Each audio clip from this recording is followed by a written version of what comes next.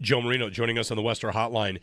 Joe, looking at this defense, Shaq Thompson getting a lot of run. It feels like this has been a groundswell of support for the way they look when Shaq Thompson is out there on the field.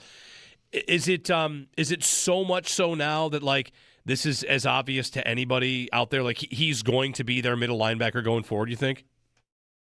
It'd be hard for me to understand anything other than that. On my podcast today, I talked about the Bills' defensive EPA with and without Shaq Thompson on the field. And EPA, is not a super familiar metric for most, but it's expected points added. It's a really good way to measure how good a unit is because it basically takes the situations that a defense is or an offense is presented, compares it to historical norms, and then gives you an idea of like, okay, what's the expectation for that play? And the Bills' defense, when Shaq Thompson is on the field, their defensive EPA would be the equivalent of what the Denver Broncos are this year, number 4 in the NFL.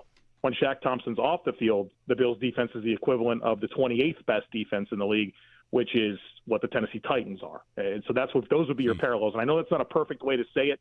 The Bills have had 171 more snaps without Shaq Thompson on the field, but they're just better. They're just significantly better when Shaq Thompson's on the field because I think he can kind of help mask some of the warts that the Bills have with their defensive tackle situation, where they're pretty inconsistent with how they fit the run and maintaining their gap integrity.